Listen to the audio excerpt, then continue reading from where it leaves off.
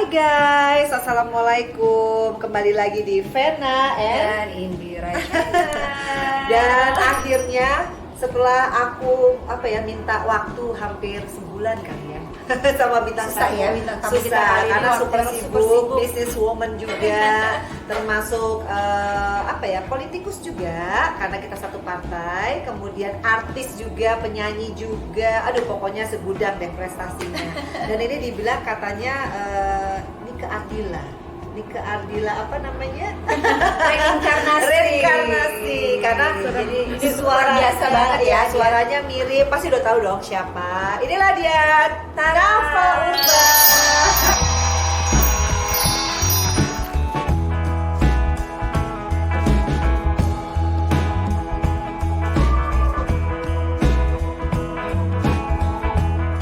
Terima kasih. Aduh, Mbak Vena, Kak Vena, Kak Indira sudah undang sini.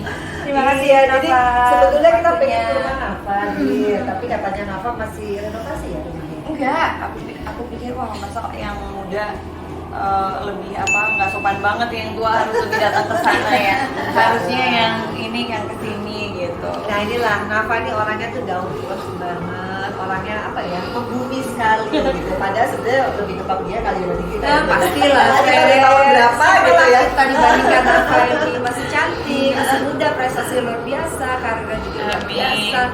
Dan kita betul-betul senang banget nih Nafa, kamu punya waktu. Mau ya, Fen? Jadi bilang kamu kita kali ini karena banyak banget ya, banyak tuh udah kami nih pertanyaan-pertanyaan dia yang pernah kita tanya. Jadi banyak yang nanya, kan Nafa ini kan udah pisah ya. Udah berapa tahun misalnya? Udah berapa tahun ya? Dari 2017. Oh, 2017, 3 tahun ya. 3 tahun, jalan 3 tahun ya. Jalan 3 tahun. Tapi kalau kita lihat di Instagramnya Nafa, udah follow belum? Mesti follow. Iya, mesti follow dong. Iya. Iya, jadi kalau aku lihat jarang loh ada orang yang berpisah. Tapi Mika ya, Mika itu nggak kekurangan kasih sayang dari mamah, dari papahnya. Terbukti ya, lucu. Jadi kadang-kadang mereka masak rame-rame gitu loh, Dir, ya kan. Terus nanti kadang-kadang misalkan Nafa ulang tahun, terus siapa? Zek, ya Zek itu kasih selamat. Jadi kayak nggak ada apa-apa ya. Tapi kenapa kalian pisah sih sebenarnya? Jadi kepo pengen tahu kenapa sebenarnya. Ya memang udah ini aja sih sebenarnya. Kalau mau diceritain banyak banget dan panjang banget ya kan. Itu bicara lagi soal perjalanan hidup masing-masing orang gitu kan. Jadi memang mungkin untuk saat ini ya memang lebih baik pisah gitu, karena masih banyak hal-hal yang kayak kalau nanti diterusin ada nggak bagusnya buat Mika, atau mungkin di diri aku sendiri juga nggak bagus ya, kayak gitu-gitu. Jadi kayak kita tetap memutuskan untuk tetap menjadi teman baik gitu. Jadi Mika putri satu-satunya. Usia berapa sekarang? 9 tahun. Berarti waktu berpisah dia masih usia 6 tahun ya? Iya. Oke. Waktu Nafa memutuskan berpisah nih ceritanya pada saat itu, Mika dilibatkan nggak? Maksudnya sempet nggak? Saya sebelumnya udah Mika, papa akan berpisah, atau dia nggak paham? Iya, belum paham ya. Oke. Pas waktu umur 6 tahun Mika belum paham apa itu perpisahan.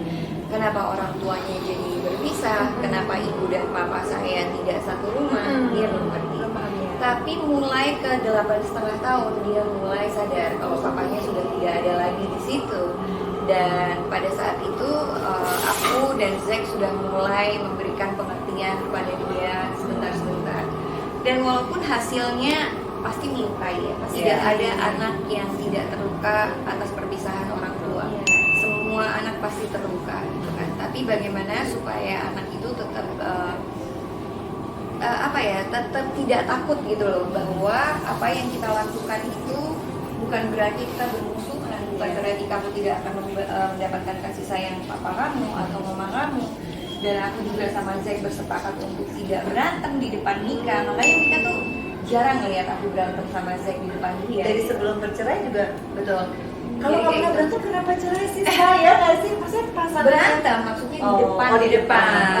Kayak di depan Mika kami tidak pernah memperlihatkan kita berdebat kayak gitu, kita beradu argumen. Itu memang kesepakatan. Sorry ya Nafa ya, jarang loh ada pasangan, apalagi kalian masih muda ya, sampai bisa sepanjang perkawinan berapa tahun perkawinan? 10 terus nggak pernah berantem depan anak. Itu gimana caranya? Kalau bisa nggak berantem depan anak, artinya sebenarnya kalian bisa memanage kan, kenapa mesti divorce gitu sebetulnya? Itu lebih ke bicara ini spiritual eksperimen, bukan eksperimen, maksudnya experience. Jadi spiritual experience aku sama Zack itu sebelum nikah, kami itu kan ngalamin Tuhan.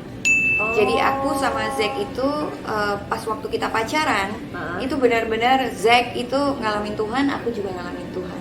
Jadi sebelum kami menikah, kami itu bersepakat untuk hidup kudus. Jadi 2 tahun kita tuh hidup kudus gitu, benar-benar gue nggak mau ya kayak melakukan perzinahan sama kamu, saya tidak mau. Jadi kayak ta'aruf ya? Iya. Kayak ta'aruf gitu ya? Mungkin kali ya kira-kira. Pokoknya kita tidak mau melakukan hal yang di mata Tuhan itu tidak berkenan, berdosa ya. Akhirnya kita memutuskan untuk benar-benar kejar Tuhan, mencari Tuhan, pelayanan. Dan akhirnya benar-benar setelah 2 tahun baru dia ngelamar aku di Australia gitu. Jadi pas waktu dia ngelamar aku di Australia, baru setelah itu kita nikah gitu. Jadi 2 tahun pacaran ceritanya ya? Iya, 2 tahun. Oke, 2 tahun pacaran ya tadi dalam masa mencari Tuhan Iya, gitu ya. Gitu. Tapi kita nggak bener kayak pacaran yang nggak pegangan-pegangan, cium-ciuman itu aja lah enggak romansnya. gitu. Iya, romansnya tetap ada. Kan sebetulnya kalau udah happy, ngapain sih mesti pisah gitu? Sebenarnya kalau dibilang happy enggak. Kan maksudnya apa? 10 tahun? Iya, Pasti happy dong. Mesti nonton chapter 1 sampai chapter 5. Oh gitu ya. Apa itu bukunya apa? Enggak, bukan buku. Cerita proses kehidupan aku sama Zack gitu. Di mana Di Instagram aku. Oh, ada ya. Oke. Harusnya kita lihat. Harusnya kita lihat dulu. Tapi nggak apa-apa. Ini kan Sekarang bagi kita kulik kita Iya. parah. Nah, gimana? Nah, coba chapter 1 dulu ringkasnya gimana? Waduh. Harus nonton dulu sih kan. Oh, tetap boleh nggak dulu bocoran? Baru habis itu paling nggak bisa ada bocoran sedikit deh. Jadi baru bisa bikin vlog sebenarnya. oh gitu iya. Jadi kenapa berpisah itu ya karena gini, pas waktu itu tadi kan nyampe di 2 tahun abis itu aku nikah. Iya. Dengan abis aku nikah, Zack rajin pelayanan, rajin benar-benar cari Tuhan apa segala macam selama 6 tahun gitu. Nah, kayak Zack itu bukan lahir dari anak yang tadinya benar-benar baik gitu kan. Ya, anak-anaknya tuh memang bandel, emang terus abis itu ketemu Tuhan dan dia tuh bertobat gitu kan. Nah, pas waktu bandelnya nih apa sih sebenarnya? Kan lakinya semua bandel. Iya. Ya kan apa? Bandelnya itu harus nonton chapter 1. Nah, ini saya dikasih bocoran nih soal chapter 1 sampai 5. Bandel itu bukan playboy kan? Makanya harus nonton. Wah, ini jadi penasaran loh guys. Tambah penasaran kan? Harus ini kayaknya ya. Yang lain kasih tau juga harus nonton. Harus follow Instagramnya Nafa. Intinya gini, pokoknya kayak perjalanan aku sama Zack itu, waduh, kalau dibikin buku bisa sampai berjilid-jilid sih gitu. Kayak sekarang kayak aku bisa masih berdamai sama Zack itu semua juga karena anugerah Tuhan sebenarnya gitu. Kalau kita tidak ada anugerah Tuhan itu sendiri, kita tidak mempunyai kemampuan untuk mengampuni. Betul. Kita tidak punya kemampuan untuk mengasihi, kita tidak mempunyai kemampuan untuk melakukan yang menjadi kehendak Tuhan. Karena untuk melakukan kehendak Tuhan itu dibutuhkan yang namanya kasih karunia. Betul. Karena tanpa kasih karunia, pakai kekuatan kita sendiri, Iya, itu tidak akan pernah mampu. Makanya setiap orang kan pada kadang-kadang kalau orang banyak orang yang beragama, tapi banyak orang yang tidak mengenal Tuhannya. Iya. Gitu. Artinya sih mereka cuman berkedok agamawi. Oh, orang kalau yang beragama itu harus suci begini-begini segala. Padahal kita manusia yang hidup dalam daging. Iya, Which is kita itu selalu bisa kapan saja melakukan dosa. Karena sekali lagi yang memampukan kita tidak berdosa, yang memampukan kita untuk tidak melakukan dosa ya anugerah itu sendiri. Nah, Zack pada saat itu jatuh dalam dosa, jatuh dalam perzinahan, jatuh dalam perempuan dan segala macam dan perselingkuhan apa segala macam. Which is it's okay buat aku karena tanpa dia aku nggak pernah akan berjumpa secara pribadi dengan Tuhan lewat lewat proses yang Tuhan izinkan. Sebenarnya kan ujung-ujungnya itu bicara soal intimasi kita sama Tuhan. Apakah kita lebih mencintai pasangan kita? Betul. Apakah anak kita menjadi berhala? Atau suami kita menjadi berhala? Ataukah harta kita menjadi berhala untuk kita sendiri? Pekerjaan kita menjadi berhala gitu kan? Di situ aku diajarin sama Tuhan bahwa ujung-ujungnya itu harus kembali kepada cinta mulai-mulainya kita sama Tuhan. Sebenarnya kan itu. Jadi yang membuat aku bisa tetap bersahabat dengan dia, dengan segala permasalahan yang sudah terjadi antara aku sama dia, dengan segala macam hal yang udah pernah terjadi sama aku sama dia, itu sebenarnya karena itu lagi kembali lagi ke anugerah. Kenapa sih harus bercerai? Mungkin gini, Mika itu kan tambah gede ya setiap harinya gitu, kayak semakin hari. Sebenarnya ini bicara bukan untuk menjatuhkan, tapi kita bicara tentang sharing aja sih sebenarnya. Buat aku bukan hal yang baik jika seorang anak yang dalam masa pertumbuhannya melihat kondisi rumah yang tidak mendukung untuk pertumbuhannya dia gitu. Mungkin kayak Mika udah terlalu sering lihat darah-darah gitu. Bapaknya kan tukang berantem yang kayak gitu-gitu. Oh iya? Iya kayak gitu-gitu, maksudnya itu Masih tuh, sudah dia dalam pernikahan masih ada suka berantem itu masih. pas waktu jatuh. Maksudnya jatuhnya apa? Secara Jatuh finansial? secara roh. Oh. Jadi pas waktu kayak gini, kita bicara soal Raja Daud, ya kan? Raja Daud itu mempunyai kelemahan di perempuan, gitu. Ngerti nggak? Tapi dia mempunyai hubungan dengan Tuhan tuh sangat spesial, sangat luar biasa, gitu. Tapi Tuhan tuh selalu kasih kesempatan dia bangkit dong, ayo dong bertobat lagi, ayo dong apa segala macem. Dan Raja Daud ini adalah seorang yang dia bilang bahwa Tuhan kau boleh ambil apa saja, asal jangan ambil roh kamu atas hidup aku. Gitu kan, makanya di sini menceritakan bagaimana Tuhan itu sangat luar biasa bersabar atas hidupnya si Daud ini gitu. Begitu juga sebenarnya atas hidup Zack pada saat itu gitu. Jadi kayak aku tuh lagi diajarin sama Tuhan untuk mempunyai hati yang bersabar seperti yang dia latih kepada si Raja Daud ini gitu loh. Tapi sepertinya aku tidak mempunyai cukup kekuatan untuk mempertahankan itu. Jadi it's not just about lu bucin lu kagak bisa move on atau apa segala macam. Tapi ini lebih kepada kayak ketaatan gitu. Ngerti gak sih? Apakah kamu masih bisa mengasihi orang yang mungkin di depan kamu sudah berantakan, sudah seperti sampah, sudah tidak berarti lagi, bahkan dia begitu berdosa, bahkan di hadapanku juga, tapi aku ingin memanifestasikan hati aku atas hidup kamu untuk tetap mengasihi orang tersebut gitu. Nah, pada saat itu kan banyak dari kita, kayak dari aku gitu, semakin kita berdoa, kadang-kadang masalah bukan semakin membaik, tapi kadang-kadang masalah semakin memburuk gitu. Sebenarnya Tuhan tuh lagi mau naikin level kita, ngerti gak sih kayak gitu. Jadi kayak Tuhan tuh lagi, kemarin kamu lulus nih yang gini, aku mau kasih lagi dong sedikit nak gitu kan. Boleh ya tak naikin sedikit lagi levelnya gitu. Karena kalau untuk urusan Zack bertobat, gampang buat Tuhan. Tapi apakah Tuhan sudah selesai dengan karakter aku? Gitu. Betul. Sebenarnya yang dilatih itu bukan cuma Zack, tapi sebenarnya yang dilatih itu pendampingnya. Iya, aku gitu. Karena kita sebagai perempuan itu kan penolong. Iya.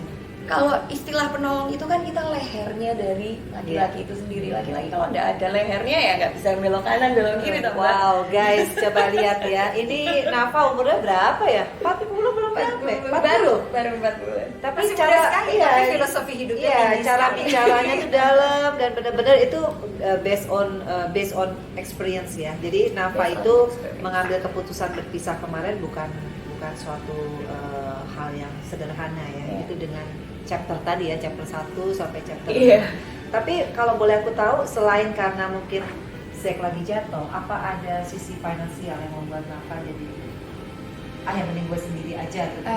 Sebenarnya kalau dari financial sendiri I'm okay. Karena aku dari dulu, aku nyanyi dari umur 14 tahun, which is semuanya tuh baik-baik aja, walaupun nggak terlalu berlebihan atau apa segala macam gitu. tapi masih semuanya masih terkoordinir dengan baik gitu. Dan aku tuh orangnya tidak banyak menuntut gitu. Dan pas waktu itu juga kan kayak papahnya Zack tuh suka kirim kayak gitu-gitu, jadi nggak ada masalah sebenarnya. Tapi pada waktu potong dulu tadi, pada waktu masih dalam pernikahan waktu itu, kakak masih bekerja sebagai penyanyi berarti ya? Masih nyanyi, masih? Enggak, aku lebih ke main sinetron. Oh oke. Jadi selain nyanyi, main sinetron juga. Iya. Jadi waktu itu kamu juga itu menjadi istilahnya pekerjaan kamu lah ya. Iya. Sudah menikah masih bekerja sebagai artis lah gitu. Iya. Nah, sementara waktu itu Zack juga bekerja di dunia yang sama. Dunia sama. Oh oke. Jadi Iya. dua-dua bekerja di bidang yang sama. Di Nah ini bidang aku yang sering dengar juga nih Van, katanya kalau pasangannya bekerja di dunia yang sama ini memang seringkali terus rentan untuk terjadi konflik-konfliknya seperti ini. Apa ada tuh yang menyebabkan salah satunya mungkin ya godaan-godaan, karena kan Sebenarnya dunia kalian iya, ini dunia kesehatan, godaan. ya Jadi, I don't know, that's why I'm awalnya tuh saying. kayak gini, lebih ke gini. Kalau Zack itu kan ada Chinese-nya. Jadi kalau orang Chinese kan biasa berbisnis lah gitu. Tapi mantan suami aku ini memang tidak biasa kerja kantoran gitu. Nah pada saat itu aku bilang kayaknya ini dong kita bangun bisnis dong, kayak dunia keartisan ini kan nggak terlalu banyak bisa menghidupi gitu loh, ngerti nggak sih, kayak beda sama zaman dulu gitu loh. Kalau zaman kayak kemarin itu kayaknya nggak bisa gitu. Jadi kayak yuk build a business. Akhirnya dia itu dibikinin perusahaan daging. Oke. Jadi kita bisnis daging itu ya. import daging, terus kita masukin ke restoran-restoran, apa segala macam. Nah pas waktu itu yang namanya persaingan di dunia bisnis itu kan banyak banget, apalagi kalau yang udah pegang daging itu kan banyak banget mafianya gitu loh. Jadi kalau mau ngelawan itu tuh susah gitu, jadi kayak dia tuh kayak harus dari bawah banget gitu.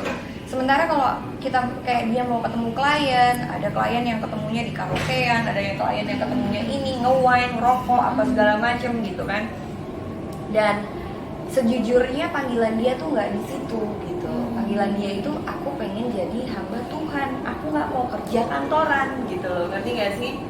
Dan ternyata memang jadi ada dari diri dia kayak pemberontakan gitu ya. bisa Rebel jadi gitu. ya. Merasa ini bukan, this is not my passion gitu. Iya, that's not my passion gitu. Oke.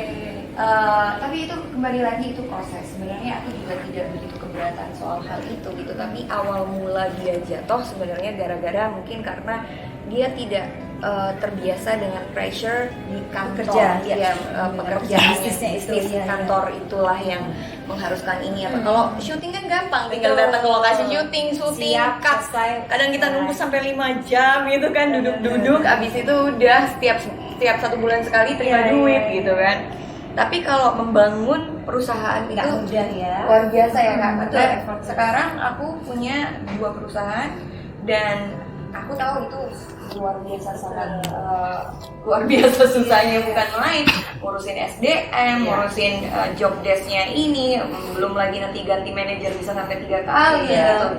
Dan belum lagi orang purchasing nanti bikin kesalahan apa segala macam, harus mikirin dong setiap 6 bulan sekali kita harus ngeluarin ide baru. Kalau seandainya idenya tidak terrealisasikan, dapat komplain dari mitra yang kayak gitu-gitu, ngerti gak sih? Tapi I know I have a passion di situ, ngerti gak sih? Kalau mantan suami aku memang tidak punya passion di situ, mungkin dulu, aku nggak tahu kalau sekarang. Jadi intinya sekarang Nafa bahagia nggak dengan Bahagia banget. kesendirian ini? Maksudnya ada, tapi tetap kan membuka hati, membuka diri. Iya. Waktu Soalnya Nafa ini banyak loh. Pastilah. Tahu Masih muda, cantik, prestasi. Tapi jangan diomongin di sini. I know the story. nggak, jadi gini, Apa karena terlalu mandiri jadi udah gak butuh lagi tuh pendamping? Loh, bisa loh gitu loh. Bisa ya? Bisa banget. Jadi gini, mungkin gini, kayak kebanyakan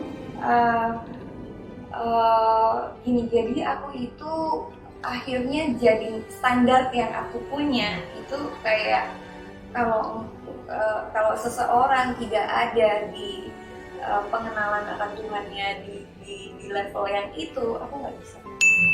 Karena sebenarnya kan my passion for God itu lumayan tinggi gitu. Maksudnya aku pengen pelayanan, aku pengen bangun gereja entah suatu saat gitu kan.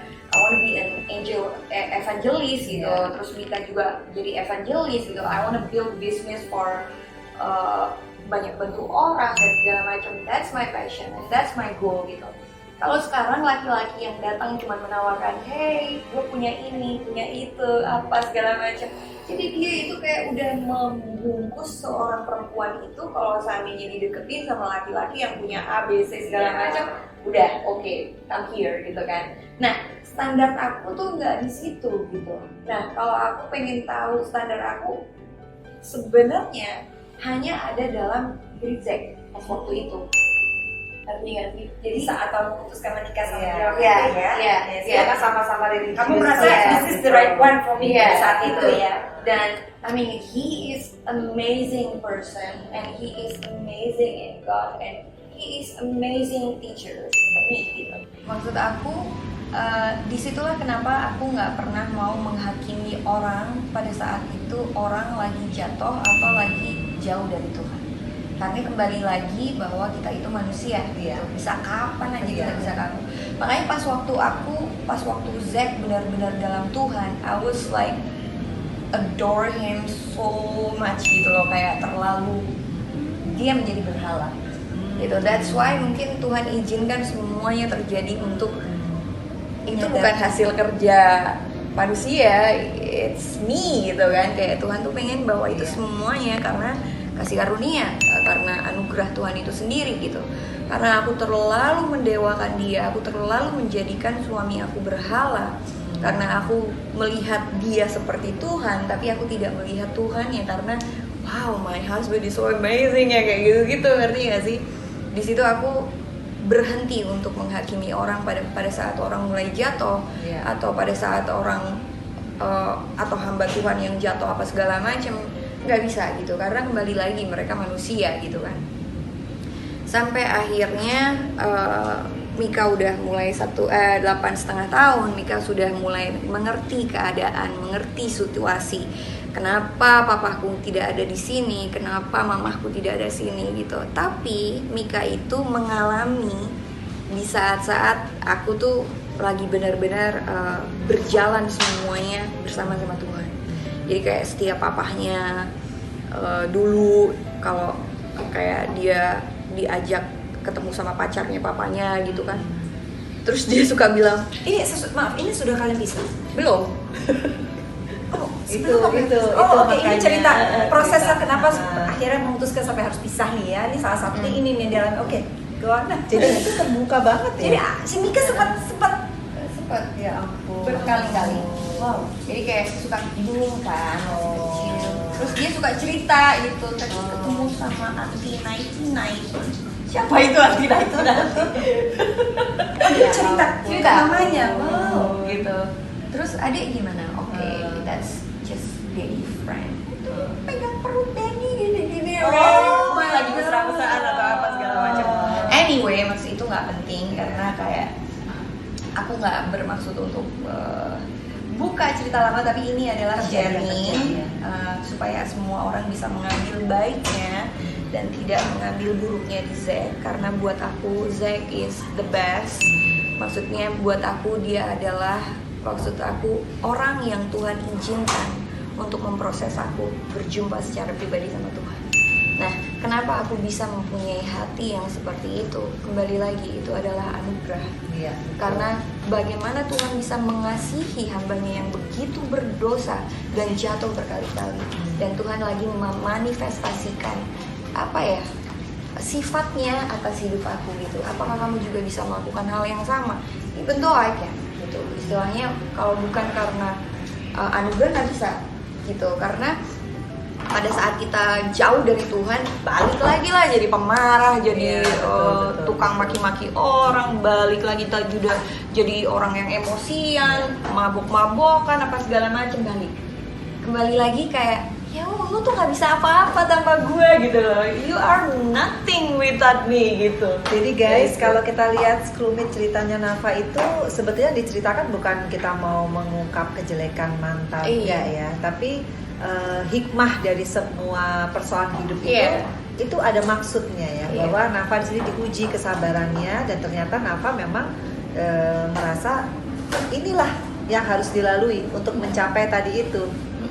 Apa, intimacy ya? Intimacy with God. Dan itu dalam loh. betul, dan yang disampaikan Mas Nafa tadi juga mungkin bisa membuka mata kita semua Iya. kan, bahwa mengambil satu keputusan besar dalam kehidupan seperti perpisahan, Iya. perceraian itu tidak begitu mudah, tetapi Iya. harus mengalami proses yang tadi yang diceritakan ya, mengalami mungkin ada rasa sedih, marah, pahit dan sebagainya, sampai akhirnya menemukan bahwa saya ingin berjalan bersama Tuhan. Jadi tadi Nafa bilang Jadi, mendapatkan karunia. Buat semua nih ya, yang cewek-cewek nggak perlu merasa benci ya sama mantan sebenarnya. Enggak. Karena mantan itu memang Mantan ngeselin terindah ya. Mantan itu sebenarnya ngeselin, tapi di balik itu pendewasaan terhadap Iya. diri kita. Kalau kita ngerti maksudnya ya, maksud Iya. Allah itu apa. Iya. Nah, jadi pendewasaan buat diri kita. Jadi kelak kita menemukan orang baru dalam hidup kita udah ngerti ya, how to manage this marriage ya. Iya. Jadi sebetulnya aku setuju banget nih. Ini buat yang nonton ya, umur itu tidak menjamin bagaimana kedewasaan seorang Nafa, padahal dia tuh mampu loh segalanya dari segi finansial, masih cantik, tapi dia sekarang memilih pasangan bukan karena materi. Coba dikasih lihat mukanya bagaimana cantiknya. Bukan. Nah terus kalau itu ngapain ke politik coba? Nah ini kita Nah, bisa dengar lagi. iya, boleh. Ini juga keputusan besar ya Nafa. Iya. Masuk ke dunia Nyalek yang, loh, nyalek. yang iya, dan masuk ke dunia betul-betul bertolak belakang dengan dunia Iya. keartisan yang Nafa sebelumnya ada di dunia keartisan ya Nafa. Iya. Kemudian banting setirnya nih dari dunia keartisan, penyanyi, pemain film, main sinetron, tiba-tiba shit, jadilah dia politisi. Jujur kalau main sinetron aku tuh udah nggak sanggup Kak. Gitu. Karena kayak aduh capek gitu kan gitu. Jadi kayak Sounds familiar nih. kayak ya boleh lah sekali-sekali. Sekali-sekali. Dan akhirnya aku memutuskan hanya untuk main film aja gitu. Kalau film kan kayak oh ya 1 bulan paling lama, abis itu udah gitu. Dan sekarang aku memang bersyukur aku tidak mencari penghasilan di dunia perfilman atau persinetronan karena aku udah aman di situ, puji Tuhan, karena my business going well dan semuanya berjalan lancar. Ya sangat bersyukur bisa buat anak aku sekolah, bisa buat hidup aku gitu. Pokoknya semuanya Loh, ini baik-baik Zack aja. udah nggak ini lagi. Oh masih gitu. punya kan kontribusi. Iya, kontribusi selalu gitu. Tapi maksud aku nggak lagi mencari penghasilan di situ gitu. Iya, berarti kan dunia sinetron udah udah tutup buku deh nih ceritanya. Terus punya bisnis dong ya. Bisnisnya jangan cerita dulu, kita mau tahu kenapa terus banting setir politik dulu deh. Ke politik. Nah, Oke. ini penting banget nih. Awalnya Soalnya di sini ada politisi yang juga Sekarang ada partai Nah, di justru mana itu. partai. Jadi awalnya pas waktu itu kan memang lagi rame tuh banyak artis-artis pada ke politik. Kalau lagi rame itu kita suka ada grup, terus suka tanya-tanya gitu kan, wah asik gini-gini segala macem. Dan pada saat itu jujur aku tidak ada niatan untuk mencalonkan diri gitu.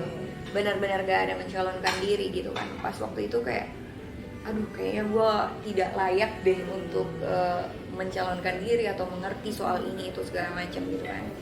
Sampai akhirnya memang aku itu kan memang hati aku tuh ada di pelayanan gitu kan. Jadi udah terbiasa ketemu sama orang-orang desa yang di desa, orang-orang kampung, terus pedalaman-pedalaman. Jadi pas waktu aku ke desa, which is Kampanye, my ya. desa gitu kan, di mana Magelang, aku ya? lahir gitu.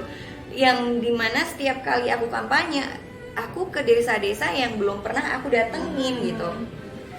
Ditambah aku itu kan punya hati buat kayak human trafficking, terus kayak Bullying ya. bullying, Interest di atau situ segala lah ya, punya concern Iya, yang besar di dan situ. tiba-tiba setiap kali mau review soal apa isu-isu yang ada di daerah di masyarakat di pedesaan itu, isu terbanyak adalah tentang human trafficking, terus pernikahan dini, anak umur 12 tahun udah nikah, 14 tahun udah nikah, KDRT secara dini, perceraian secara dini, bullying dan segala macam. Itulah timbul yang namanya interest sama hal yang itu. Belum ini piye, kok nggak ada penyelesaiannya apa selama ini, atau gimana, apakah ada kegerakan yang dilakukan oleh anggota-anggota dewan yang ada di sini gitu. Dan ternyata ya nggak ada pada saat itu loh. Terus Nah itu adalah titik di mana Nafa memutuskan Iya. saya mau maju. iya gitu. Oh, jadi mengalami itu dulu ya, jadi ada experience Iya. jadi bukan sekedar kan sekarang tahu sendiri kan semua orang bisa aja, ayo ikut tuh nyalek kan. Terus terang aku tuh sering banget, Vena mungkin masih ingat tuh Vena pertama, Vena juga ajakin aku terus ingat gak sih dulu, ayo dir. Tapi kalau aku lihat nih ya di kan, dan juga nih ya guys, Nafa itu kalau di Instagramnya pada saat dia turun ke masyarakat, dia sudah tahu apa tema yang akan dia angkat. Oke. Jadi dia ke sekolah-sekolah tuh SMA ya, SMP, dia bicara tentang anti bullying. Ya, jadi memang aku udah bilang Nafa kalau kepilih mesti masuk komisi 10. Jadi dia udah tahu dia Jalurnya apa ya, tujuannya. jalurnya udah tahu. Jadi kayak untuk anak muda pemilih pemula, dia ngomong anti bullying. Mungkin kalau sama ibu-ibu di desa dia ada juga pakai baju kebaya loh. Banyak wah. Jadi tematik loh. Aduh, aku udah surprise. Gua aja 2 Ya, periode berarti nggak punya kepikiran udah pakai kebaya. Itu ibu-ibu yang Iya. dandanin. Oh, ibu-ibu tuh. Iya, Dia jadi tuh- berarti dia memang menjalani proses itu ya, Veda. Dia lewat sampai dia memutuskan, aduh gue tematik harus banget jadi gitu kan. Magelang. Jadi kayak aku tuh di Magelang kan lumayan, emang itu di tempat aku lahir gitu. Terus kayak Kampung halaman lah ya. terus tiba-tiba banyak yang kirim kebaya. Oh, jadi itu Gitu. di endorse sama ibu-ibu Iya. konstituen guys. Iya gitu, banyak banget yang endorse kebaya gitu kan. Terus kan ada hari dimana nggak pakai baju Iya. seragam gitu kan. Terus ya udah nggak ada baju, maksudnya pakai aja Kebaya. gitu kan, pakai aja kebaya gitu. Karena kalau pagi-pagi terus kayak lebih jawani gitu Iya. loh. Jadi kayak Lebih pas lah Jadi, ya. jadi akhirnya jadi ada kebiasaan. bule ya, tapi mereka pakai baju kebaya terus di tengah-tengah sawah itu Dan coba. cantik lagi ya, tambah Iya, cantik Iya. jadinya. Jadi memang kalau aku lihat Nafa ini orangnya total sih, all out banget. Sama dong kayak Vena ya. Tapi dia jauh lebih total. Dia bisa bikin bisnis banyak banget. Aku masih belum ke situ. Tapi aku kenal dua Iya. perempuan hari ini yang satu sebelah kanan itu juga perempuan luar biasa, sahabatku, adikku luar biasa. Aku kenal satu lagi perempuan sini yang Iya. muda juga jadi adikku ya, karena Iya. juga ternyata perempuan ini luar biasa. Aku belajar banyak hari ini. Apa yang kita dapat banyak banget masukan filosofi tentang Iya. perjalanan kehidupan ya. Aku pernah dengar cerita Vena, aku tadi dengar cerita Nafa, dan memang dua-dua mengalami proses yang berbeda. Ini yang nonton nih, siapapun kalian bisa mengambil hikmah dan pelajaran baik ya. Kita tadi udah bilang bahwa kita bukan membuka aib orang, Iya. bukan kita akan menjelekkan kekurangan lain, tapi kita justru mengambil nilai-nilai baik dan positif ya. Semua ada hikmahnya. Terus Betul, gimana Fen? di dunia politik? Coba lagi nggak 2024 nih? Kita lihat. Oh, tapi apa? Apa ya? Experience yang paling berkesan selama Di politik. masyarakat? Di politik sebenarnya itu sih kak, maksudnya kan gini, kadang-kadang kayak aku kan nggak kenal dunia politik ya, ternyata banyak juga orang yang nggak suka sama kita, orang-orang baru, Iya. which is artis bisa apa loh, gitu Underestimate ya. gitu. Masih ada seperti gitu ya, Masih Vena? gitu ya, artis bisa Diskriminasi apa sih lo, lah ya, gitu itu ya. kan. Artis bisa apa sih lo, cuma jual tampang doang sama ini apa segala macam. Masih ada yang kayak gitu, terus mungkin kayak terus diomongin lah apa segala macam. Pasti aku sama Kak Vena juga ngalamin hal itu Pasti, gitu. ya. Cuman aku orangnya tuh bodo amat sih, kayak nggak pusing gitu. Pas waktu itu kayak ya urusanmu baru Tuhan lah, apa sih yang penting jalan aja gitu. Kayak nggak terlalu pusing soal hal itu. Tapi lama kelamaan ternyata pressure-nya tuh makin kenceng juga gitu loh. Ngerti nggak sih, kayak pressure-nya makin kenceng gitu. Ya aku nggak apa-apa juga sih sebenarnya, tapi apakah aku berani untuk ya udah ayo tabrak aja semuanya gitu loh, ngerti gak sih? Ya udah, kamu kan mau memperjuangkan anak-anak juga gitu kan, tapi kan itu juga nggak murah gitu, untuk apalagi Perlu kita biaya tertentu juga ya gitu, apalagi untuk menjadi anggota dewan itu saingannya buset, kadang-kadang orang yang punya duit yang wow berapa puluh M jadi apa kayak gitu-gitu. Ini bukan ember loh, ini miliar ya. Tapi anyway, mama bukan. Oh, tapi anyway apa Nafa optimis ya kan? Nafa paling nggak kemarin menjalani kampanye, kenal lah apa ke politik praktis. Masih ada harapan nggak di 2024 kan? Sekarang pilkada siapa tahu ada pinangan-pinangan baru. Iya, Jadi banyak. wakil bupati, wakil gubernur. Loh karena Nafa ini kan putri daerah, ya kan? Kalau misalkan suruh maju pilkada, mau nggak kira-kira? Ada nggak Iya, harapan? kalau harapan ke situ sebenarnya ada Kak, karena aku punya Nasionalis kan? Iya, aku punya passion ke situ gitu.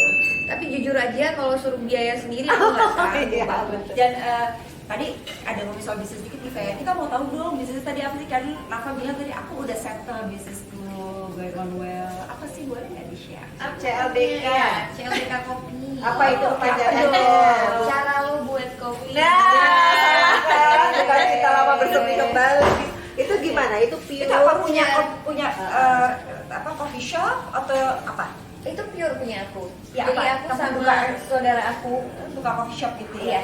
jadi kita buka. Emang itu kayak dari dulu tuh kayak mimpinya kita tuh kayak punya bikin satu coffee shop dulu gitu kan. Akhirnya kita bukalah satu coffee shop di BSD gitu kan. Terus aku bilang, kenapa nggak di franchise-in aja? Aku bilang gitu kan.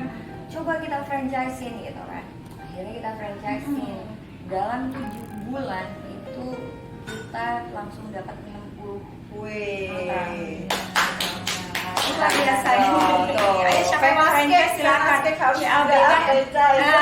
CLBK. Jadi kalau mau franchise, nah ini siapa yang bisa menghubungi siapa? Nova boleh dong Iya, promosi betul. itu CLBK Nah, franchise-nya. Terus dalam 1 tahun kita mencapai 71 gerai. Itu di kota mana? Di Jakarta aja atau seluruh Indonesia. Oh, di seluruh Gitu. Indonesia. Dan sekarang ini baru mau setahun gitu. Nah, pas waktu awal-awal tahun itu aduh susah banget gitu kan. Tapi di 1 tahun ini akhirnya kita tahu market kita tuh sebenarnya anak-anak milenial yang suka live music, tempat nongkrong dan segala macam. Dan Tuhan kasih tempat lah nih CLBK ini mulai naik dikit pelan-pelan apa segala macam gitu. Jadi kayak apalagi kemarin tuh pas waktu corona ini, aduh penjualan bahan baku turun kan, omset jadi Pasti. anjlok banget, kita sampai puyeng juga gitu. Tapi puji Tuhan nggak sampai PHK orang gitu, paling dirumahkan tapi tetap dikasih kerja kan gitu. Nah terus tiba-tiba pas waktu ini kan sebenarnya masih PSBB juga ya, mau dimulai lagi PSBB apa segala macam, tapi kayak orang tuh minatnya untuk franchise tuh masih ada gitu, masih ada gitu. Apa yang jadi keunggulan CLBK dibanding kopi-kopi yang lain? Oh ya, Pasti gara-gara ada Nafa Uta. Iya, makanya kita mau dengar dari Nafanya sendiri dong, Fen. Nah pas waktu mencapai 1 tahun ini kita tuh baru tahu bahwa CLBK Kopi itu bukan cuma sekedar kopi masa kini atau kopi milenial yang lagi hits, tapi di mana CLBK ini yaitu cara membuat kopi itu sangat mempunyai prospek yang sangat bagus jika diadakan di luar kota, karena kalau luar kota kan tempat nongkrong kurang, yang ada live musiknya, di mana tidak semua coffee shop mempunyai live music yang kayak ini ciri khasnya lah. Ciri Jadi konsepnya itu konsep yang dilakukan itu Iya, ya, konsep bahwa kita adalah coffee live shop music. yang ada live musiknya. Kapan kita kesana dong, Fen? Iya. Nanti kalau udah PSBB-nya selesai ya. Fen? Iya. Jadi sekarang paling jauh di mana franchise? Iya, yang paling jauh itu ada di Atambua. Wow. Atambua di Bengkulu. Semua franchise dia. Iya, semua franchise gitu. Jadi terus ada yang di Malang, Surabaya, Jakarta, Jabodetabek itu ada semuanya. Semarang, Jawa Tengah, Jogja, Solo, Makassar. Sebentar lagi akan ada di Medan, di Manado juga. Ini bisnis yang pertama dan puji Tuhan berjalan dengan ya baiklah, lancar. Tuhan memberikan jalan yang sangat luar biasa dan aku bersyukur banget karena ya kalau aku rasa kalau aku sendiri aku juga nggak mau bisa begitu gitu, semuanya dia ajarin sama Tuhan. Dan yang kedua, akhirnya pas waktu ini sudah mulai berjalan, aku memberanikan diri untuk buka bisnis yang baru gitu. Dan aku gandeng temen aku yang memang pinter banget masak. Iya, dia tuh pinter banget masak seafood. Semua seafood dia tuh jagoan banget. Ya ampun. Itu yang bikin bumbu apa segala macam, semua temen aku pas waktu awal aku kirimin kayak saudara-saudara aku, enak nggak enak, menurut lu buka nggak, buka, nah tekad nih buka, terus tiba-tiba corona. Oh iya. Tapi kan bisa dibikin frozen ya? Iya, nah itu lagi kita. Nah terus abis itu kita buka lah bulan Maret, April, Mei, Juni, Mei. Kita buka baru 1 bulan lah. Kita buka lah 1 bulan ini, namanya Kapten Seafood kan. Gitu. Jadi kita seafood namanya Kapten Seafood di Jalan Cirende nomor 1. Harus ke sana. Nah udah, terus abis itu kemarin kita juga coba untuk franchise gitu. Tapi kita tahu banget bahwa keadaan lagi seperti ini, jadi orang masih mikir iya nggak apa. Sebenarnya kalau yang berminat sih udah ada 40 orang gitu. Cuman kayak orang tuh kayak masih jadi nggak ya gitu. Ragu-ragu lah, dan iya, karena situasinya nggak masih kondusif. situasi. Tapi aku percaya abis corona nih pasti Iya, langsung lancar lancar semuanya. karena sebenarnya omset di restoran kita sendiri bagus gitu ya. setiap harinya, dan aku bersyukur walaupun orang masih takut untuk datang, tapi take away-nya tuh banyak banget gitu. Jadi kayak wah ini kuliner beda nih sama kopi, deg-degan juga kan gitu. Terus aku juga gandeng manajer aku tuh sahabat aku. Aduh dia tuh orangnya teliti banget, karena aku kan orangnya nggak teliti soal keuangan, aku nggak teliti, SDM aku nggak teliti, terus soal pembukuan aku nggak teliti. Jadi aku gandeng dia gitu supaya dia jaga semuanya di situ. Bisa bantu ya. Involve di sini, jadi kita bertiga yang di Kaptennya Seafood Food ini ya. Yang penting pokoknya you yang ngurusin semuanya apa segala macam. Aku bagian you bagian jagain duit I bagian masak, I bagian promosiin branding ini produk, ide-ide kreatif apa semuanya itu dari I bilang gitu. Oke, ya udah, karena memang bisnis itu kan bicara soal kita menikahkan partner-partner ini, apakah dia itu sama-sama gitu. Kalau nggak dapat partner yang benar, ya udah bye-bye. Manajernya aku selalu lihat manajernya tuh juga jadi manajer kampanye ya kalau nggak salah. Enggak, lain lagi. Kalau manajer kampanye ada sendiri loh Nafa.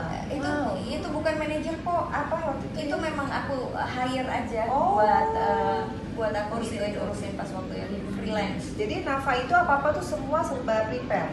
Well organized ya. Kampanye tematik ya, dia udah tahu apa nih tema-tema yang akan jadi ini ya. Jadi kalau kita lihat di fraksi kita kan ada tuh untuk berita-berita online, itu termasuk Nafa yang paling banyak di-upload. Karena dia tematik, jadi nggak sekedar kan biasanya kalau artis, oke, saya nyanyi gitu ya, oke, saya apa gitu, aku senam misalnya. Kalau Nafa nggak, dia ke sekolah-sekolah dan dia bicara sepertinya dia sudah anggota DPR. Nah, kayak itu aku seneng banget, makanya aku bilang nih Nafa harus jadi bintang tamu. Nah, ini terakhir nih Nafa ya.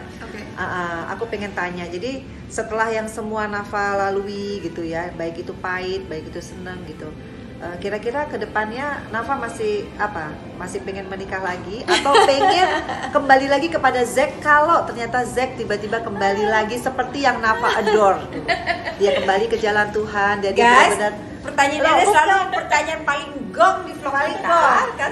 Itu bukan curhat sama saya, Vena pasti bukan. kembali ini kepada siapapun Iya, karena kan nggak mungkin manusia hidup sendiri terus, benar nggak Nafa? Ayo, langsung yang ada. hidup sendiri. Sebelah saya ya maksudnya ya. Ayo kita langsung ke Nafa, gimana? Jadi gini, kalau memang kita tidak sanggup hidup sendiri, ya memang itu kekuatan manusia, tidak akan pernah sanggup hidup sendiri gitu. Tapi for me, God is enough gitu. Kalau seandainya gini, in Christianity itu sebenarnya nggak boleh ada perceraian. Kalau seandainya kamu sudah bercerai, ya berarti udah, maksudnya kamu tidak boleh menikah lagi gitu. Oh ya? Ya, if I want to obey the word of God, I'm like, kalau seandainya aku bisa obey sama word of God, pasti aku akan dikasih kekuatan sama Tuhan Pasti. untuk bisa melakukan itu. But itu kan bicara lagi soal ketaatan. Kalau seandainya kita ini kan manusia yang punya free will alias kehendak bebas. Pada saat aku kasih Tuhan kehendak bebas aku, pasti Tuhan akan tanggung jawab gitu. Pasti Tuhan akan take over. Oke, aku akan kasih lu kekuatan untuk bisa ngelakuin ini apa segala macam gitu. But my human daging aku pasti aku Kedagingan itu loh ya. aku kedagingan pasti aku nggak kuat gitu. Pasti aku serba daging itu ya, Pak. pasti pengen lah gitu kan, ada pendamping apa segala macam gitu. Well, ya itu kembali lagi, kalau aku mau kasih free will aku, pasti Tuhan bakal take over gitu. Tapi kita nggak pernah tahu. Kalau Zack misalkan kembali, Kalau Zack itu kan punya pacar ya.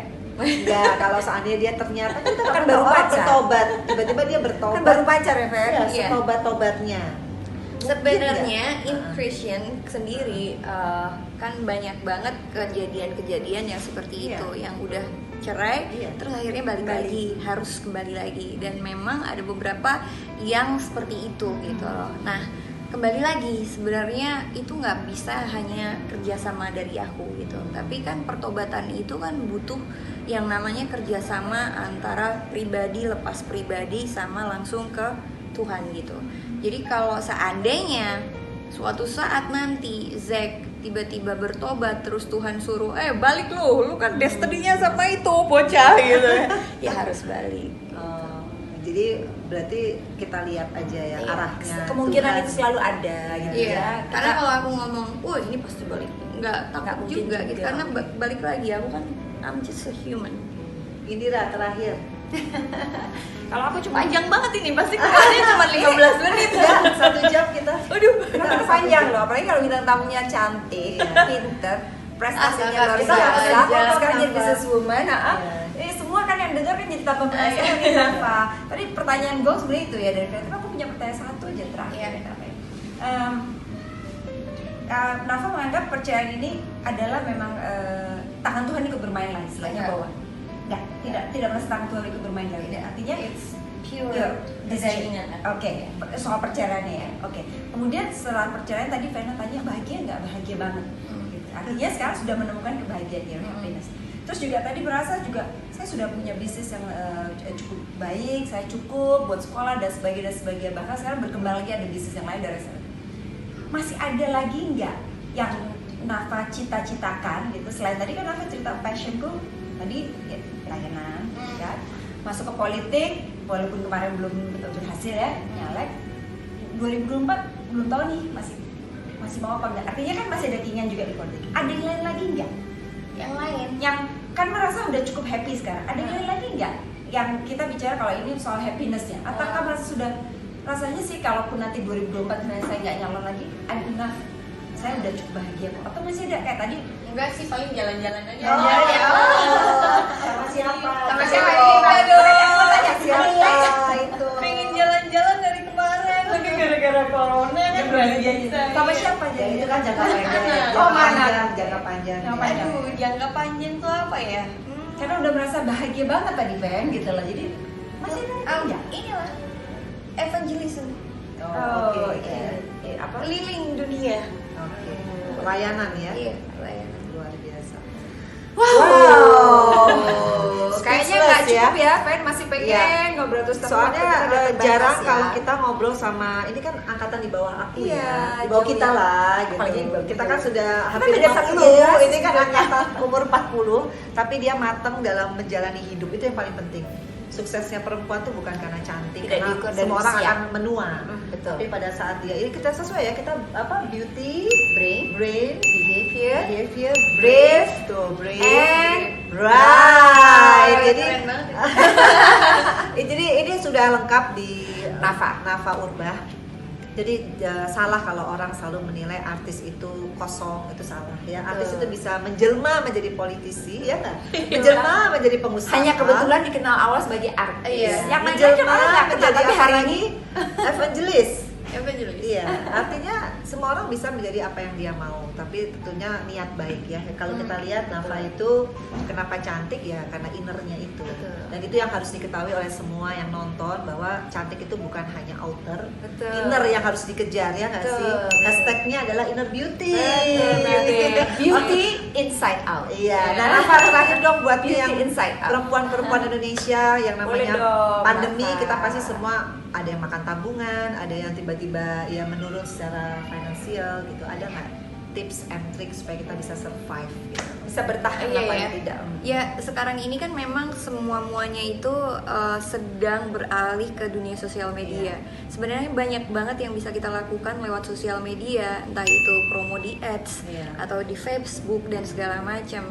Dan banyak juga bisnis-bisnis yang harus tidak memakai modal kayak dropship dan segala macam.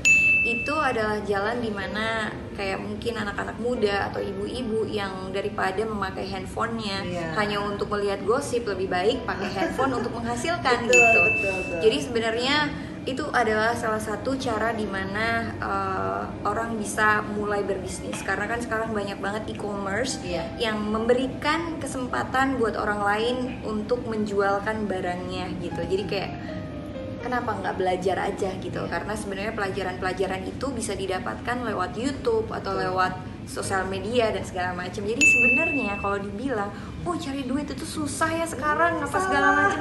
Sebenarnya enggak seperti itu gitu loh. Kalau seandainya kita punya kemampuan, punya kemauan, terus Iya. kita disiplin, kita berdoa dan kita mau belajar meningkatkan kreativitas kita dan kemampuan kita yang mungkin tadinya kita nggak mampu atau yang tadinya mungkin kita nggak mau, akhirnya mau tidak mau kita harus belajar untuk memaksakan diri kita untuk mau belajar gitu.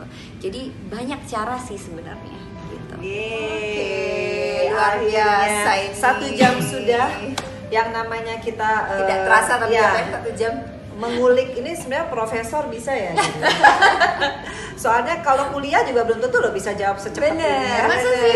Ya, itu makanya dibilang pengalaman tuh guru yang paling luar biasa ya. Jadi sekali lagi Nafa, thank you Terima banget. kasih banyak sudah Thank mau you, datang. Ini guys ya, tadi Nafa requestnya itu cuma makanan Jepang. Entah karena Iya, saya bener. cari orang Jepang. Ada bawa Jepang kan nih? Jangan-jangan ya. Jangan Gosip. gosip. Udah, apa yang Oke, rezeki rezeki gosip. thank you sekali lagi. Semuanya, sampai ketemu lagi. Bye.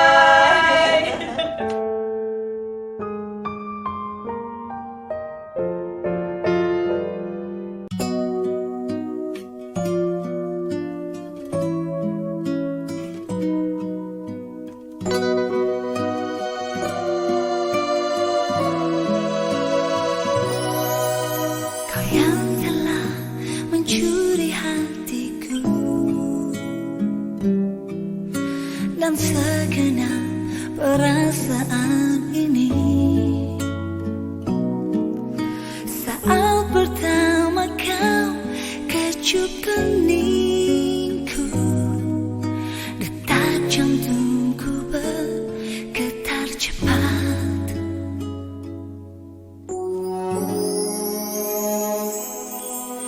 Kau yang telah mencuri hatiku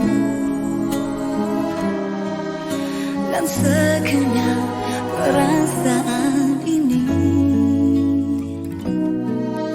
Saat pertama kau peluk diriku, tak sadar aku telah jatuh cinta. Kini kau merebut semua dan jadi milikmu. Namun apalah dayaku, luluh dalam asmara.